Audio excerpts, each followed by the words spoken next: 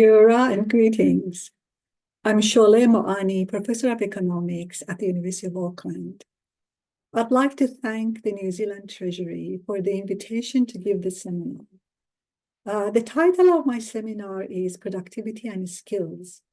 What have we learned from 5 generations of research? The seminar is a part of the New Zealand Treasury's seminar series titled Productivity in a Changing World.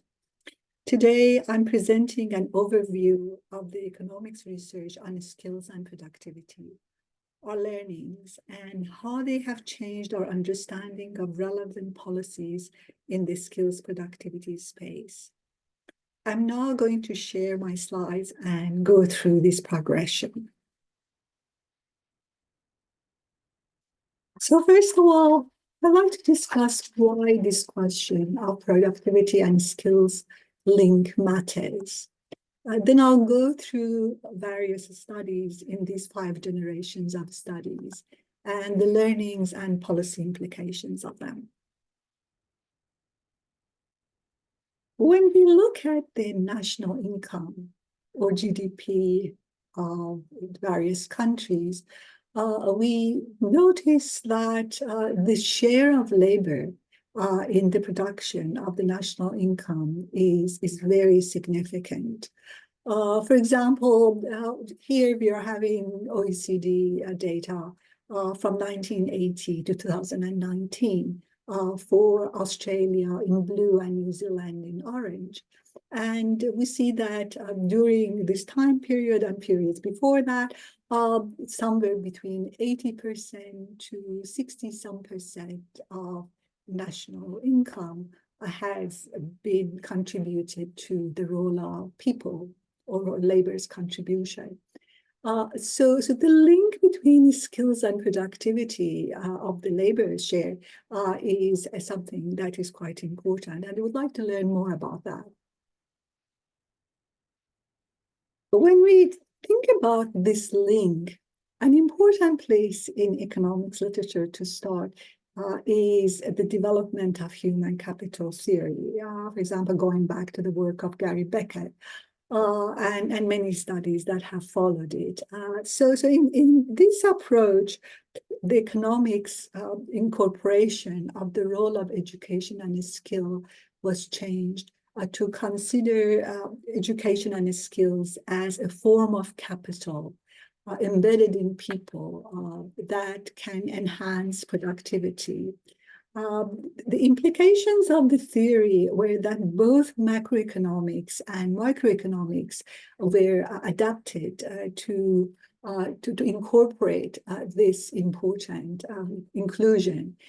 For example, the growth models started to include human capital as an independent and separate form of capital, which enhances productivity.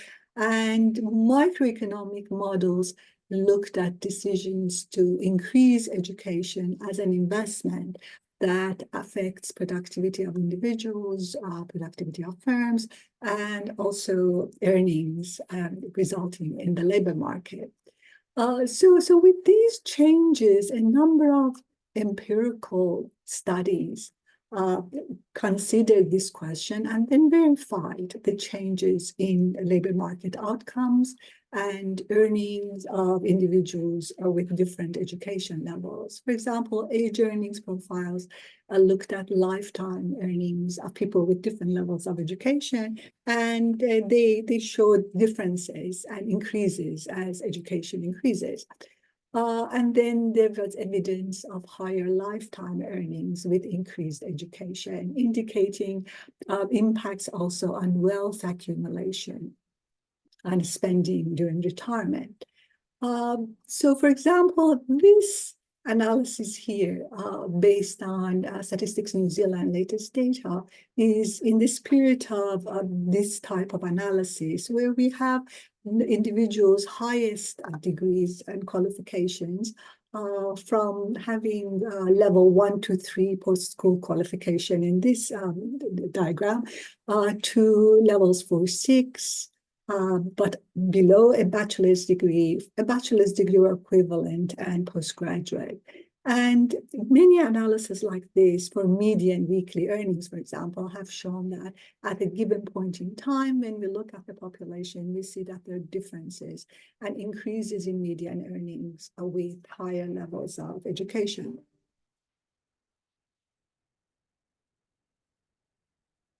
Then analysis of age earnings profiles with groups by age categories, for example, also show a similar set of results that for every age group, we notice that there's a difference in earnings, median earnings again, by level of education, with the highest curve here representing bachelor's degrees or higher, and the darker blue curve showing level 1 to 3. So implications of this sort of analysis were that we can expect differences in productivity, not only at a given point in time, but throughout a person's lifetime. Studies further showed that greater job stability could be shown across the business cycle with higher levels of skill and education. For example, in this diagram, which is based on New Zealand data again, we find that over the global financial crisis, the unemployment rates by education were different. This sort of analysis has been shown across countries and across recessions.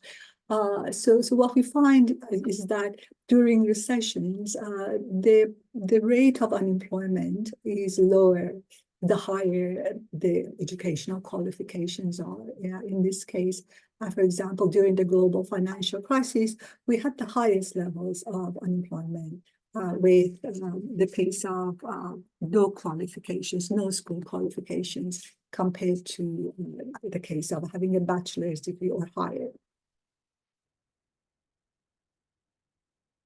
And another thing that these studies showed in these early studies as well was that rates of return to investments in education for women were higher based on the data. For example, this is showing this sort of analysis for New Zealand. Again, we have median weekly earnings on the vertical axis, and we have various levels of education from no qualifications in yellow to postgraduate qualifications in dark blue.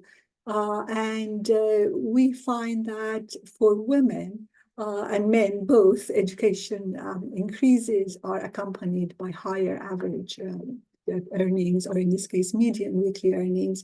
But for women, the rate of return or the comparable return by having a university degree, either a bachelor's or higher, compared to the alternative of not having higher degrees, was much greater compared to for men. So for some time, we knew that the rates of return for women are higher, and we expected that investments in higher education would be beneficial for women. And then we expected rates of participation in higher education to increase for women. So as a result of the findings and the interest in this question, the expectation was that participation in education is affected by the expected returns to education. And a number of empirical studies of returns to education looked at finding methods that looked at these questions more precisely. What these studies showed was that there was a significant lifetime return to increased education. For example, some of the early studies in the 1990s and 2000s have found 8 to 10% return in terms of earnings per year of additional education.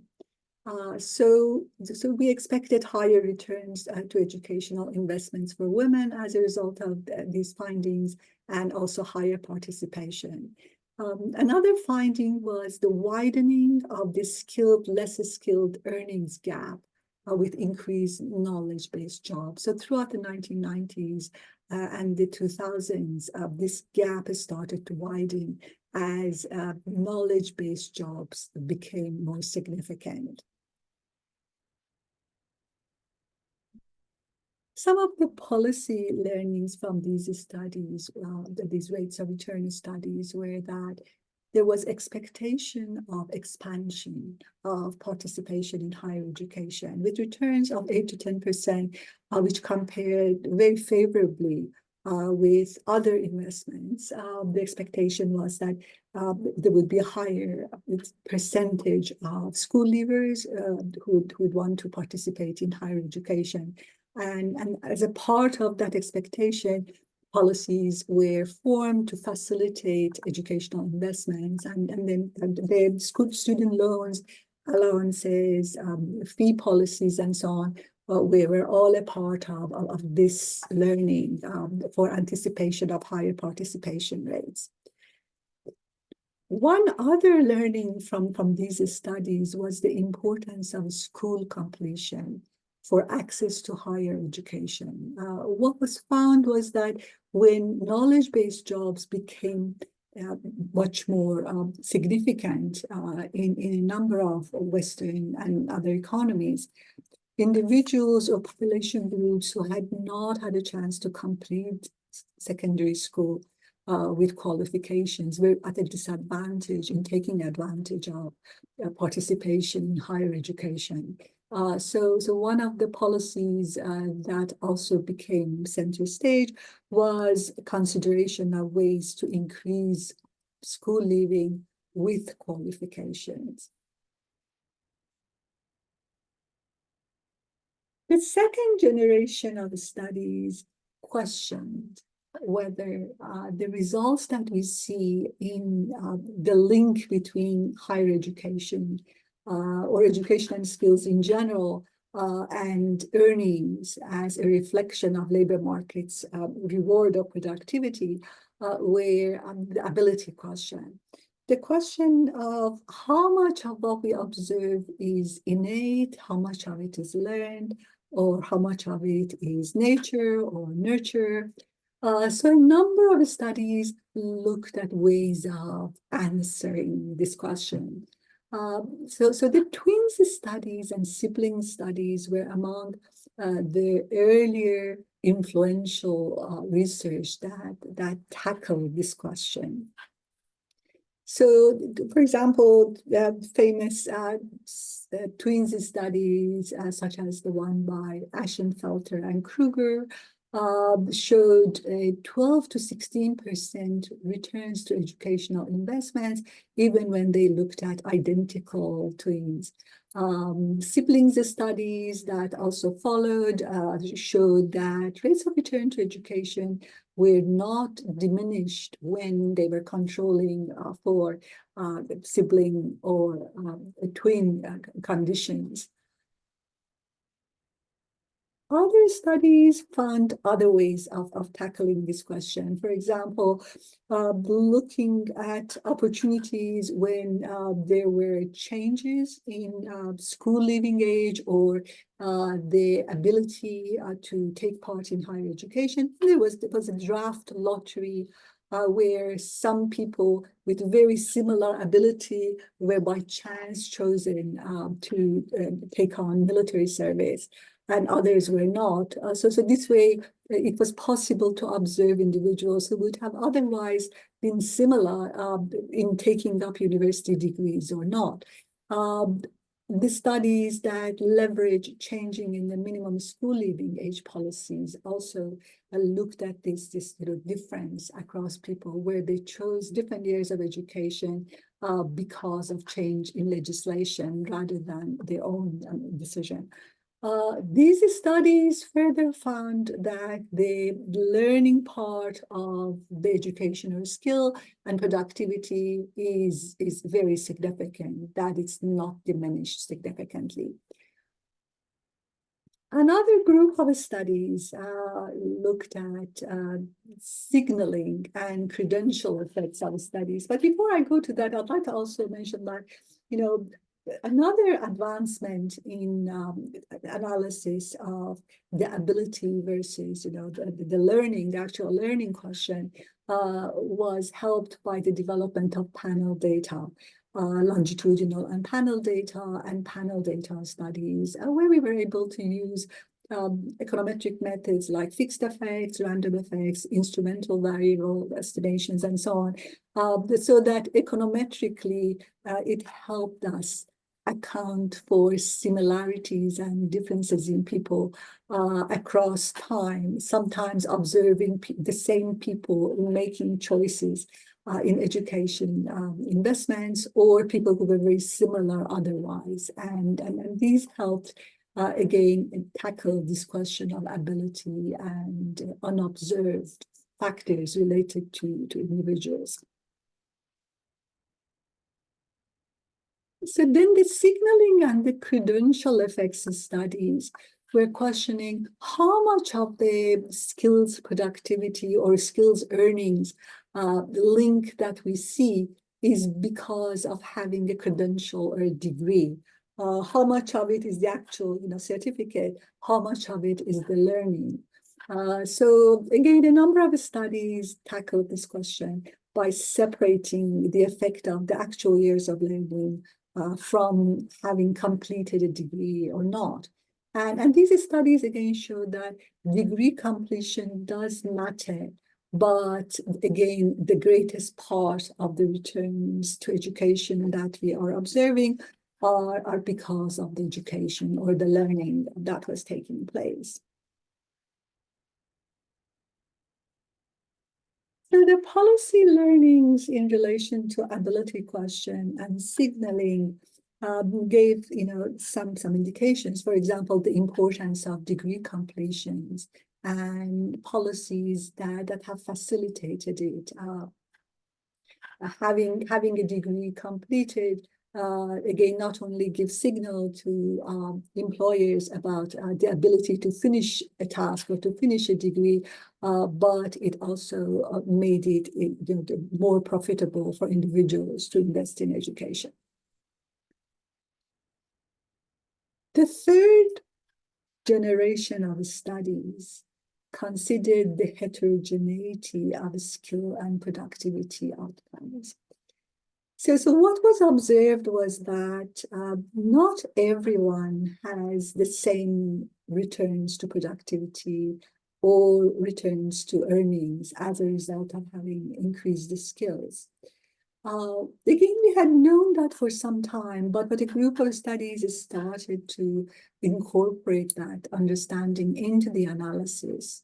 For example, if I go to this diagram of the urge earnings profiles we were looking at before for the 2 degrees of a bachelor's or higher, and also lower degrees, what we had always known was that we are looking at averages of returns on the estimated regression lines that we were looking at. But there was always some distribution around that. There were some who were, for example, earning significantly more, and there were some, who were earning significantly less. So these groups of studies started to consider the factors that explain these differences. Why is it that some, for example, would be having returns that are at the 90th quintile of the distribution? Why is it that someone would be at the 25th quintile? And the factors that contribute to that. Understanding this was important. So fine-tuning of methods, for example, quantile analysis and penalized quantile regression that we've used in some of our studies, and they use panel data and also quantile analysis so that they adjust for the ability question, but also they adjust for this heterogeneity question. And the general conclusion from these groups of studies is that in explaining some of the variation that we see, that there are different factors. but degree choices of individuals are important. So not only how many years someone has been studying, but what degree choice was made, and what you could call the quality of education is important. Quality of education could refer to the actual learning that had taken place, the reputation or the standing of the institutions that were engaged in teaching and related factors. So for policy learnings, some of what we learned from these studies was that when we consider population groups who are at a disadvantage when it comes to returns to their investments in learning, in skills and education, the choice of the field of study is important, and also the quality of the education that is offered is important as well. We also learned from these analyses that the lower participation rates that we observe sometimes by some population groups can be explained by differential earnings returns. So if the returns are expected to be lower, then investments are also expected to be lower. And this has been an important understanding in terms of investments and returns to education and skills.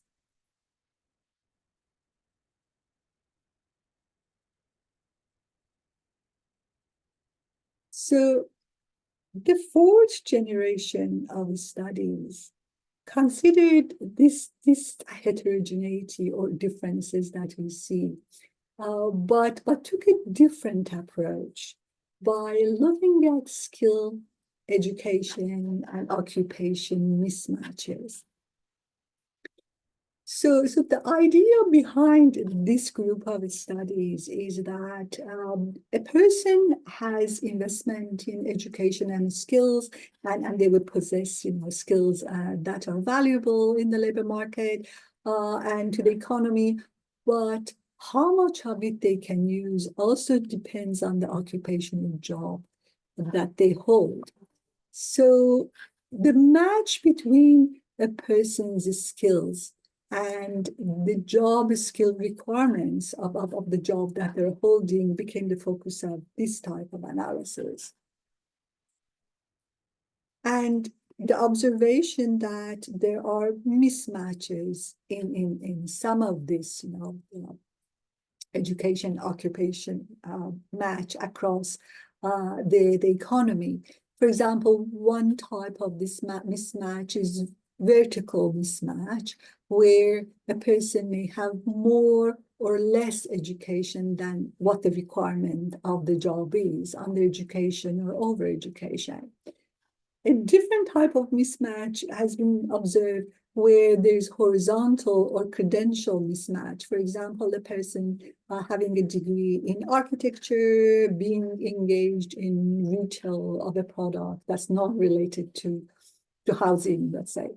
So both of these types of mismatch are possible, and then there's been evidence that they do exist in the economy.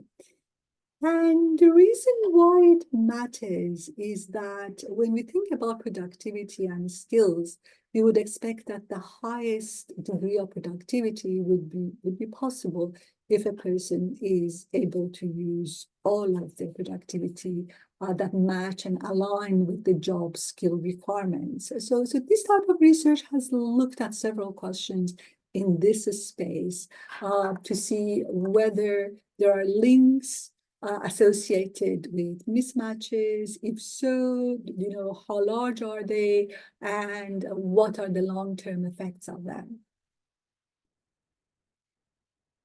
So starting with the vertical mismatch, or the overeducation and undereducation skill mismatches, what this sort of research has done is to separate years of education of a person into the part that is required for the job that they are holding, and then other components, either additional or less education in that respect. This type of model is referred to as ORU models, over-education, required education, under-education models, and there are a number of studies in this space.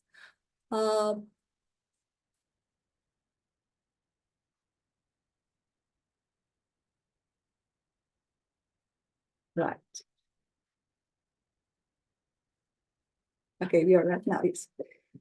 So, for example, to formulate this, if a person's attained or actual years of education are shown by schooling A, and the job that they're holding has a required years of education that we could show by schooling R, then the difference between the requirements and what the person's actual earnings are would be determining whether someone is overeducated or undereducated. For example, if a person's acquired or actual skills or education, schooling, are greater than the required level, then the person is overeducated. And then, this can give us years of overeducation. If it's below the required level, the person is considered to be undereducated, and the difference can be measured.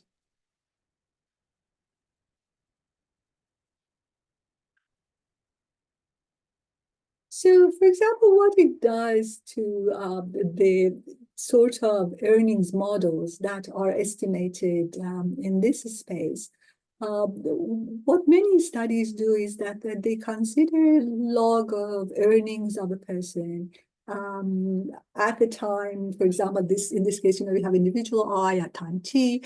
And normally in these studies, on the right-hand side, we would have had either years of schooling or the highest degree that the person had. This sort of ORU model separates years of schooling into three components. The part that is required for the job that the person is holding, the years of schooling that are additional or overeducation years, and for some people, instead of that, there would be years of education that are missing, that are under the required level, other characteristics of the individual and individual fixed effects and so on, across individuals and across time. So then what this sort of analysis does is that it can separate rates of return to education for required years of schooling and the over-education years of schooling, for example. And this can give an indication of why individuals who look like they have the same years of schooling and the same degrees are having different earnings. And if so, how much of that is because some are in math jobs and some are in jobs that don't quite match the requirements of their level of education. So to consider New Zealand, if you want to see, how we are doing in terms of how many years of education people have, and also their, tertiary education, this is OECD data from 2019, just before the pandemic, and it shows individuals with a number of doctoral degrees, master's degrees in blue, bachelor's degree in light green, and short cycle tertiary. And New Zealand is actually next to the OECD average, where we have a significant number of people having tertiary education now. The difference that we have is that we have a much higher percentage with bachelor's degrees compared to other countries, in this category. For example, New Zealand in general, in terms of overall tertiary education participation, is just close to Denmark, Spain, and France, and on average, close to the average. But New Zealand has a higher level of bachelor's degree completions and a smaller percentage of master's and doctoral degrees compared to other degrees. OECD data, again, this was, in 2019, is reporting two types of educational mismatch. The first column would be equivalent to a horizontal credential or field of study mismatch. And this is the percentage of the population who could be categorized that way. The second column here is showing vertical mismatch. And then these next two columns are dividing it between over education and the percentage undereducated. New Zealand is close to the average for the OECD and higher in some ways. But OECD distinguished New Zealand's overeducation to be less of a problem and undereducation to be a greater issue for New Zealand. This would indicate that different reasons, such as school leavers who have not completed with a qualification and may not have had a chance to increase their skills through other means, and other populations, who could have undereducation in the jobs that they're holding. A study by the Ministry of Education in 2020 used the 2016 survey of adult skills to look at overeducation and undereducation in New Zealand. This is an interesting study, and they looked at different levels of education from lower secondary or below to postgraduate. And individuals who are matched are represented by dark orange here. The group that is overeducated is with medium color, and the undereducated with a lighter color. And they found that a large proportion of individuals with a bachelor's degree are actually matched. And they also found that for level 4 to level 7 non-degree qualifications, overeducation was the highest for that group. So this was an interesting, finding of this study. They also looked at occupations, and they concluded that occupations that required a bachelor's or a higher degree, a postgraduate degree, were in general and mostly filled by people who did possess those qualifications. So looking at our studies, they are mainly in this space of looking at the overeducation, undereducation, or vertical effects. Oral models are used in our studies, and two of our studies in particular look at the questions related to the consequences of overeducation and undereducation. First of all, in this sort of analysis, defining what constitutes overeducation or undereducation is important. And there are at least 4 ways to measure that, and various studies have covered these. Some of the studies, including ours, have used all 4 methods, for example. And one of them is to use industrial standards. New Zealand and Australia have industry standards of the skill requirements for different occupations and the level of educational skills that are required. Another method is to use the mode, which is the level of education that most people have in a particular occupation. The mean method looks at the average level of education in an occupation, plus and minus a standard error. And self-reports are reports of the individual saying that I'm overeducated for the job that I'm holding, or I feel that I'm undereducated for the job. These 4 methods each show a different way of measuring the same question, and our studies find that they are highly correlated. They tend to show the same sort of results with some variation.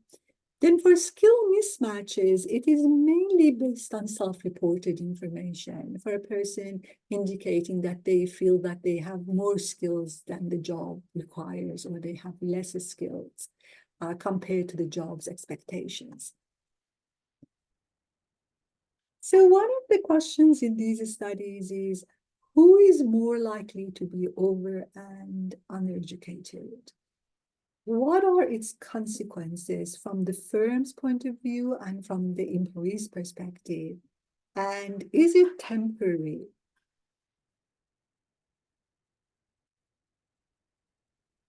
There are a few studies that have looked at the impact of overeducation and undereducation from the firm's perspective. For example, there are two studies, one based on Belgian data and one with German data, that have looked at productivity of the firm, the value added per capita, as explained by the proportion of the firm's workforce which is overeducated or undereducated. These studies concluded that overeducated workers have different effects for the firm from undereducated workers. For example, they concluded that undereducation is costly for firm productivity, but they concluded that firms actually benefit from overeducated workers, in particular, where there are higher levels of skill required, when there is uncertainty, and when there is technological knowledge intensity involved. So they concluded that when these conditions exist, or in types of occupations or industries where these conditions exist, that firms benefit from overeducated employees. And one of the observations, for example, was that overeducated workers were willing to learn and adapt more, which was beneficial in this sort of environment. A number of other studies have answered this question from the perspective of the employee or labor market outcomes, as reflected by earnings, quit rates, job satisfaction, a number of other factors from the point of view or expressed through information on the employee. There are more studies in this space, and our studies also in this space. I think one of the reasons why there have been fewer firm-level studies could be that it has been harder to find data that belongs to the firms and can accurately control for the variables of interest in the firm. So we're going to, I'm going to cover findings of a few of our research papers in this space. We have about 8 papers in recent years using New Zealand, Australian, and US data, looking at various aspects of this question. And I'm going to talk briefly about their motivation and findings.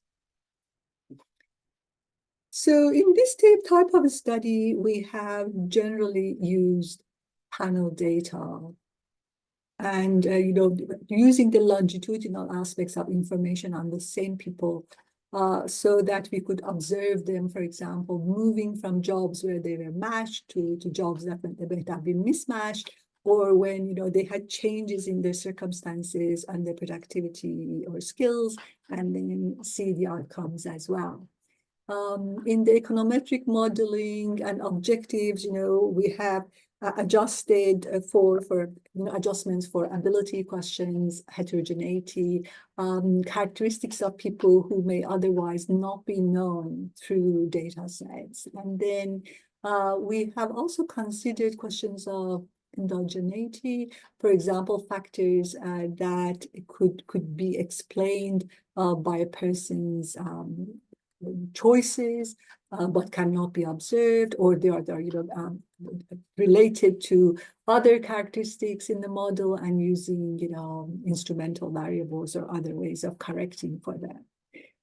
So we have been interested in these studies in productivity and earnings questions as a result of mismatches, career trajectories of individuals, their job satisfaction, quit rates, and in a recent study, the effect of on-the-job training. The reason why these factors, for example, job satisfaction and quit rates, are relevant in this sort of analysis is that, one argument is that people may be in these mismatched jobs because they have other criteria, or they have other choices or tastes. And one of the ways that we can get at that question, about whether it's a choice factor or whether they're demand side, the factors that are affecting it is through job satisfaction and quit rates. If someone is very happy to have a job, that's just a job mismatch, then it would support the idea that it's their own choice. If the group that is mismatched has less job satisfaction and they have higher quit rates, then it indicates that there must have been demand factors in the economy that have resulted in the mismatch. In general, individuals make choices for investments in education based on their information on possible outcomes, their interest at the time of investment, and so on. And the jobs in different occupations are also determined, separately from various factors in the economy that determine the number of jobs in those occupations. So it is quite likely that the match would not exactly happen, and there would be some demand side factors where everyone who has a certain degree of qualification may not be able to have a match job. So this sort of analysis, would indicate whether there are also demand side factors that are explaining this.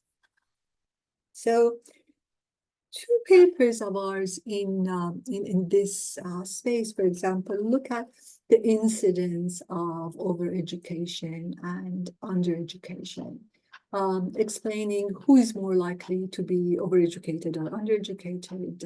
Are there any characteristics that we can identify? And there are three findings that stand out in these studies. One is that age is an important factor. As we have had more investment in higher education in the past few decades, in general, the younger generation is more educated or has higher years of education compared to the older population. So the two groups have different comparative advantages. The senior workers would have the experience, and the younger group would have the higher degrees, and the two, in the labor market are, a part of this question. So what we find is that younger people are more likely to be overeducated in our samples. This is both for Australia and New Zealand. Then we find that those who have general degrees are more likely to have overeducation or horizontal mismatch versus specialized subjects or majors. And we find a higher incidence of overeducation among immigrants, in particular, immigrants from non-English speaking backgrounds. In countries like New Zealand, Australia, Canada, where we have a skilled migration policies, it is not unusual. We would expect that migrants would have a higher level of education as a result compared to the average person or the general population. What these studies, of ours also show is that age at arrival matters, especially age 12.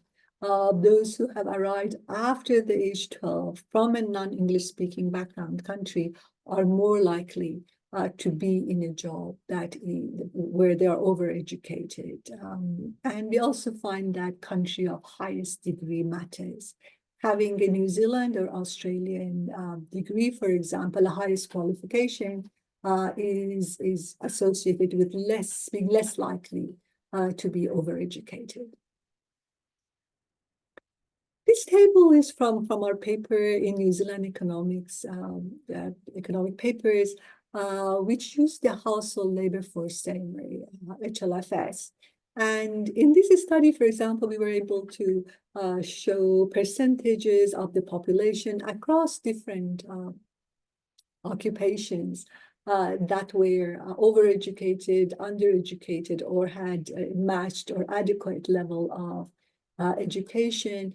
At that time, for example, we found that women had a lower rate of overeducation compared to men. But since then, our studies, as we had expected, show that now women have a higher rate of overeducation.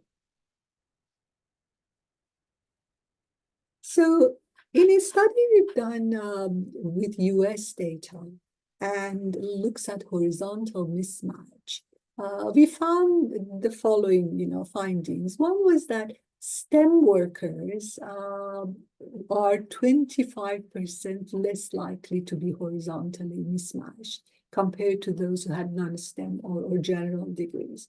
Now, in these US studies, I must mention that economics is a part of the STEM degrees. Then there was a finding of state dependence. We found that there was a 19% higher probability of mismatch compared to those who had not experienced any mismatch. So it was a condition that seemed to continue over time. And we found that women with a STEM field degree had about 11% lower probability of horizontal mismatch.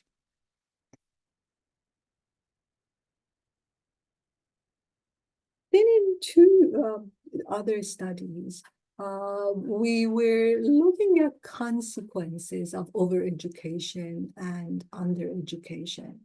For example, we were very interested in testing career mobility theory, which indicated that overeducation should be short-term, that individuals may be overeducated for a while, then they will change jobs and they will find the match jobs later on.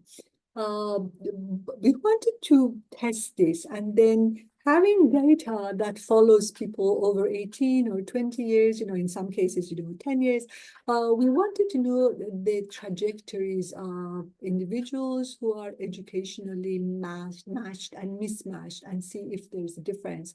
If those who are mismatched actually have, if it's temporary for them. We checked occupation and earnings advancement, and in this paper, we also checked quit rates within a 3-year period. For this, we used the Australian data, HILDA, which is a longitudinal survey of households run by the Melbourne Institute and the Australian Bureau of Statistics. Very rich data set that included many of the variables that we needed. And we used dynamic random effects models so that changes in one time period could affect the results in the next time period, making it more realistic that way. These papers are available online through various sites, but I just wanted to bring the attention, you to a few aspects of this analysis. In this paper, we were able to separate individuals into different groups. Those who were overeducated, but they also said, in addition to that, they're overskilled. Those who only were overeducated, then we had a well-matched, those who were only undereducated, for example. So we had this variety, 6 different possibilities. And the results show that the group that is most affected and could be considered as most mismatched in this case, where the group were both overeducated and overskilled. So they, this group. So they were 5.4% of the group that we had, of the employees that we had, compared to about a fifth that were overeducated. And for this overeducated group, about 20% of them, 19.5%, said that then they had both conditions. They were both overeducated and overskilled, and 80% were only overeducated. The results of this study showed us that the quit rates of the overeducated and overskilled group was much higher than the group that was matched. For this group, the quit rate within a year from the previous survey was 11.1% compared to 5.3% for the matched group. The undereducated and overskilled group also had a higher rate of quit, indicating that the mismatch was affecting the individuals. Then the results further showed that matched workers experienced wage growth, which was significant. It was 13.7% in our analysis. This was both within the occupation or across the occupation if they change jobs. But for the job mismatch workers who quit their jobs, their probability of occupational advancement decreased within 3 years by 23% for those who were overeducated, 35% for the overeducated and overskilled, and another 34% for the group that was undereducated and overskilled. These results suggested that the educational mismatch that was observed was not temporary.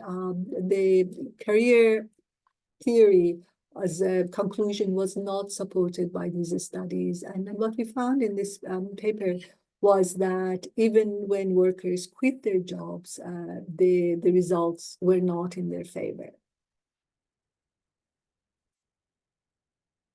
So contrary to career theory, predictions, educational mismatch was not found to be temporary. And those who quit and were mismatched experienced lower wage growth and career mobility.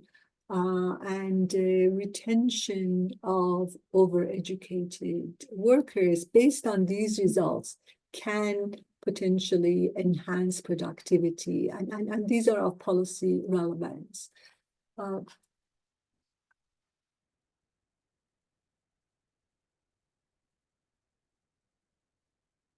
So the next paper looked at the quantile aspect of educational mismatch and the earnings effects of that.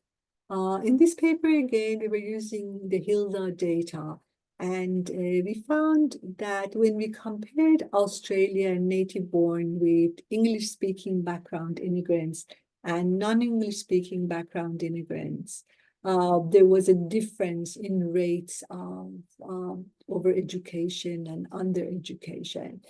Given Australia's skilled migration policy, immigration policy, we would expect that immigrants would have a higher level of education.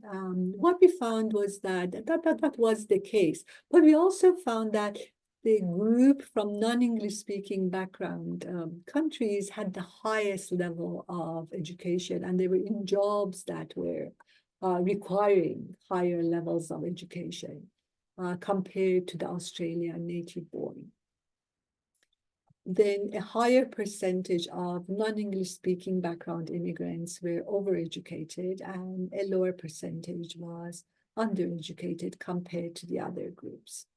The English-speaking background immigrants were also having a higher rate of overeducation, but not to the same extent as non-English-speaking background immigrants. These results are comparing returns to years of overeducation and required education for the Australian-born and the non-English-speaking background immigrants. The comparison of these gives an indication of what sort of magnitude of disadvantage are we talking about. What we find in these analysis is that individuals who are overeducated are receiving a positive returns in earnings, both for the years of education that is required and for the years of education that are overeducation years. And here we are having the quantiles as well. We can see the group that is at the lower end of the returns and the group that is at the higher end of the returns.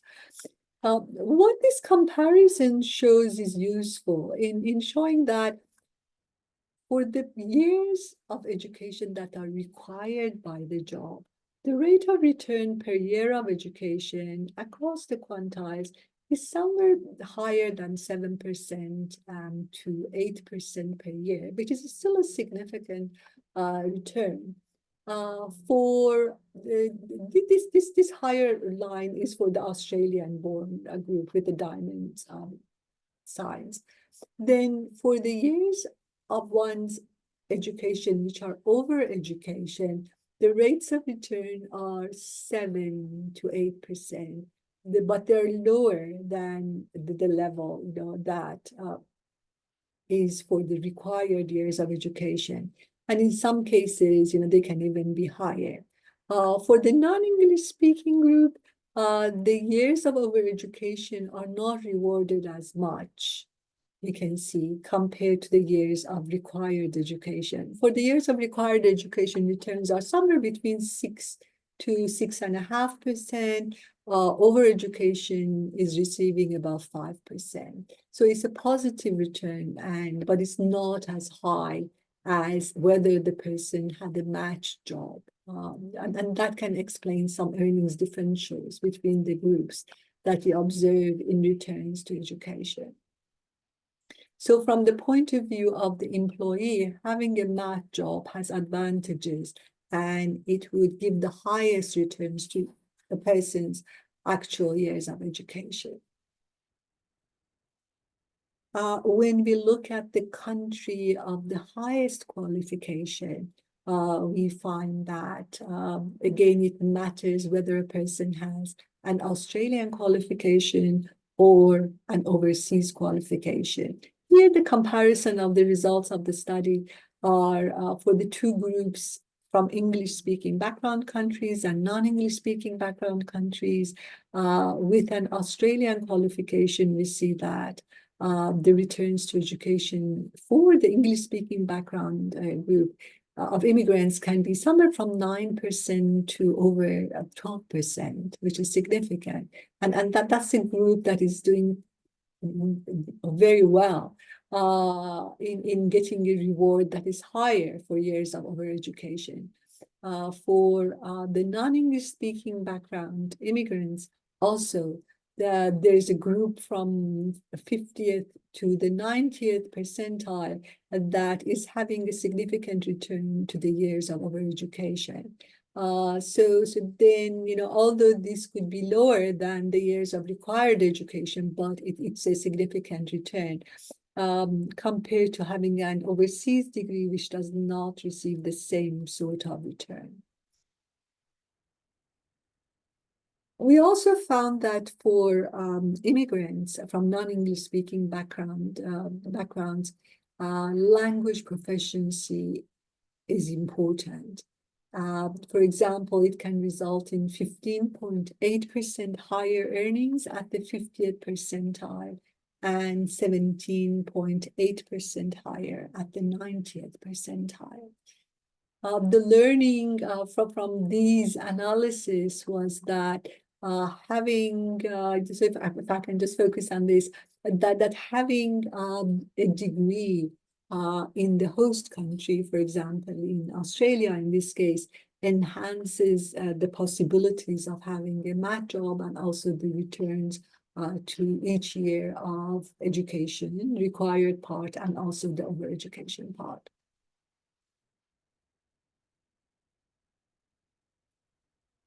Then in the last group of studies, that I'm going to talk about, we looked at further reasons why people quit if they are overeducated and overskilled, and what could be done, to retain highly educated employees at firms. How could their job satisfaction be affected, and how can the retention increase? That was the motivation of our analysis. Since we had also found that retention of overeducated employees, along with others, would enhance productivity. So in this study, we still had, the same categories of overeducated and overskilled, only overeducated and only undereducated, and this is our matched group.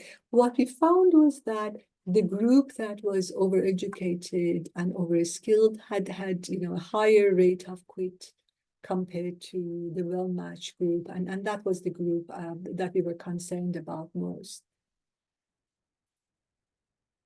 We looked at job satisfaction levels of these employees before they quit their jobs, in the survey before the quit had happened.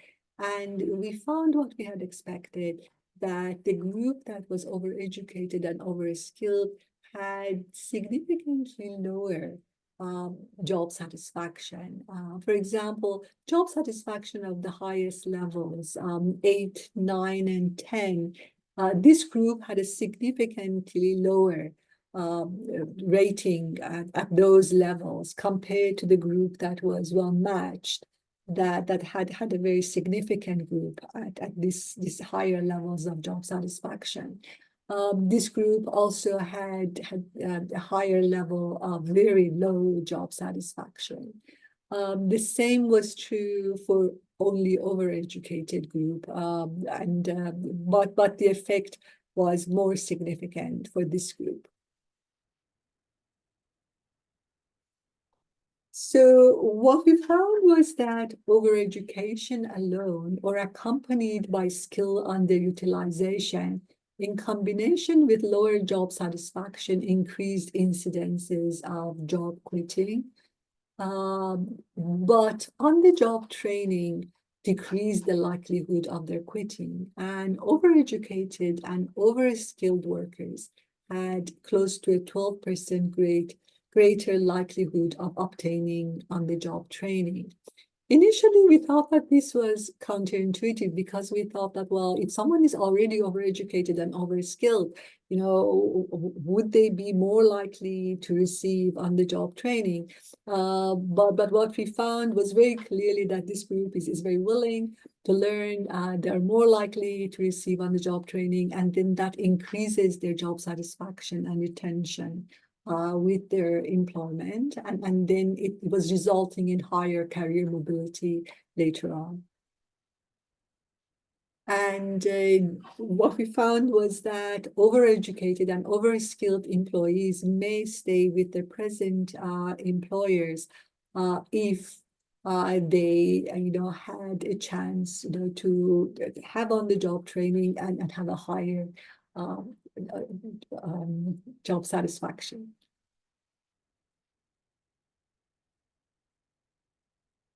Looking at Australia's government's financial support for training, their industry standard requirements, and established training providers, we find that all of those facilitate on-the-job training.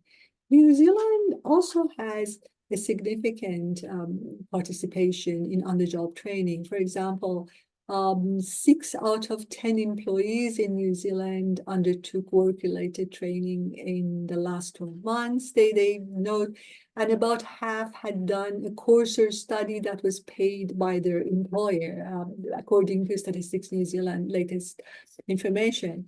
And New Zealand workers have high rates of participation in work-related education and training in comparison with other OECD countries, but participation rates vary across the workforce. For example, those in more high-skilled jobs and more professional, degrees, they are more likely to take on the job training.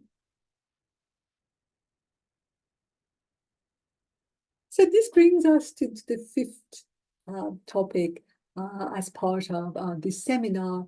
And that's the fact that now we are again at an important time where changes are happening in the skills and productivity area. We are very aware that, with generative AI, we are at a special point in time. It is definitely a change that is a market disruptor. It is going to shape markets in ways, that we had not experienced to the extent that is likely. And it is going to affect skills and productivity in various ways. What we do know is that there are many changes happening, but we do not know the exact capability of generative AI at this time. So it's not possible to know with certainty what the exact effect is going to be. But what we do know is that there will be the importance of adaptability across the labor force.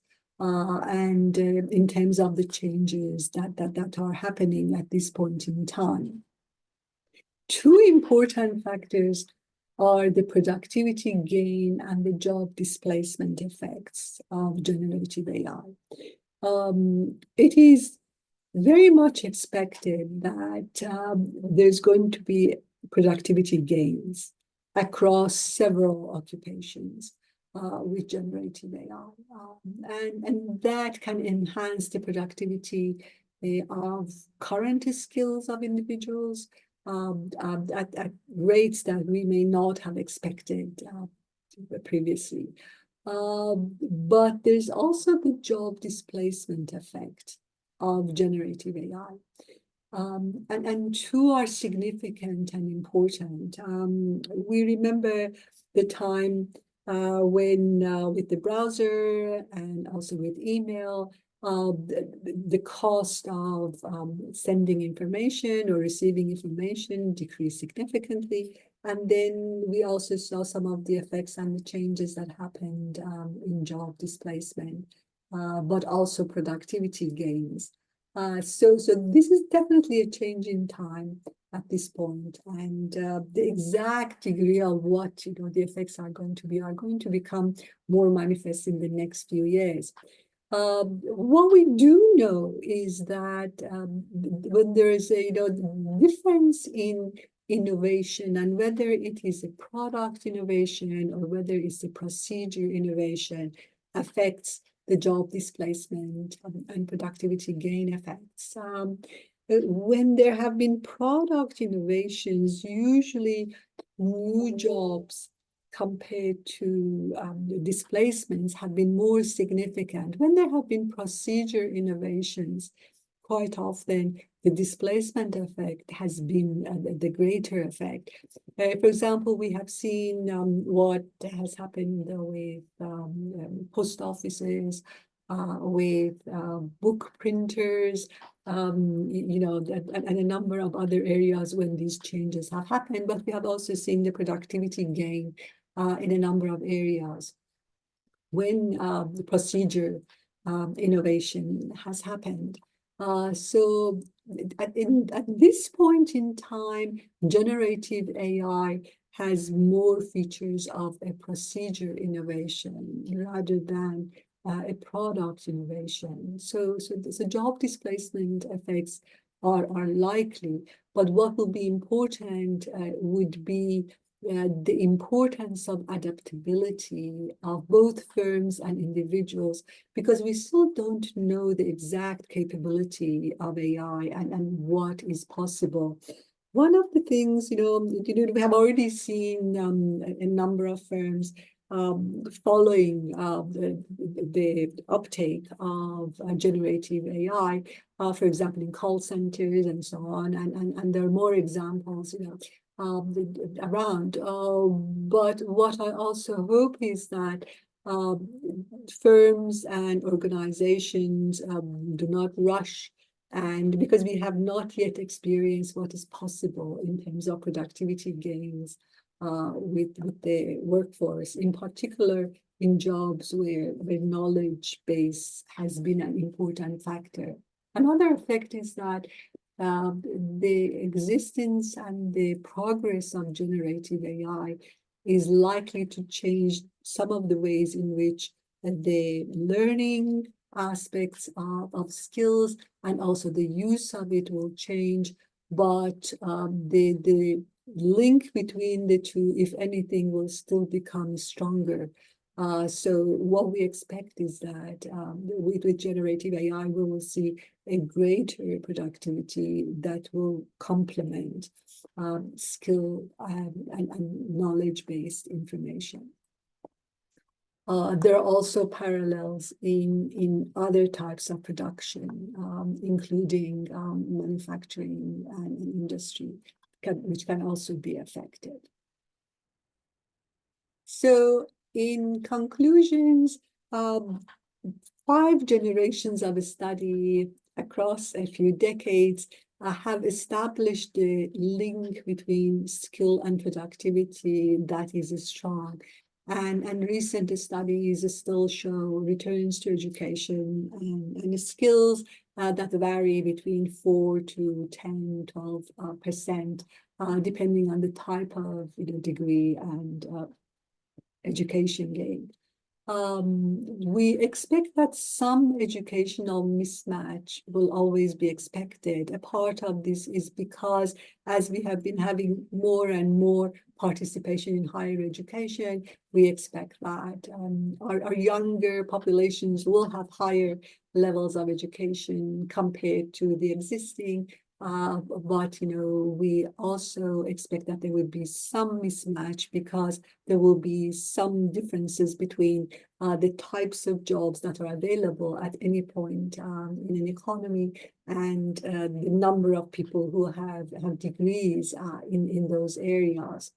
As a policy possibility, for example, we often report rates of return to education for school leavers to have an idea about what to expect, in terms of earning returns with different majors for different degrees. What, for example, is possible is to also report match percentages by degree, because if we look at unemployment rates, for example, that masks some of the question about whether a person, is mismatched or not. So it's possible for graduates to have jobs where, they may have a match or it may not be. It might be a mismatch. So that gives additional information about the degrees at any point in time.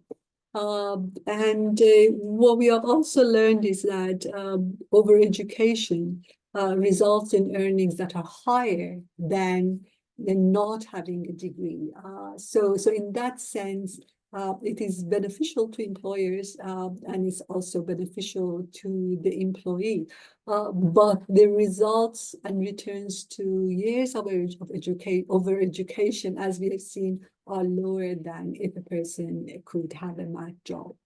On undereducation, it continues to be a concern for a number of countries, and one of the ways in which it can be addressed is through school leavers and options for further educational learning. New Zealand does have a number of opportunities for levels of education, beyond school to level 7. And with the aging population for New Zealand and the rate at which technology, including generative AI, is changing, continued learning and lifelong learning and on-the-job training are continuing to be important. In our analysis, we have shown that, in fact, on-the-job training and lifetime learning can also help alleviate some of the issues with quit rates of overeducated workers and in creating more stability of employees at firms. So this brings me to the end of the presentation today. The papers that I have discussed are all available online. If you have questions or comments, you're very welcome to contact me. My email is here. And thank you for listening.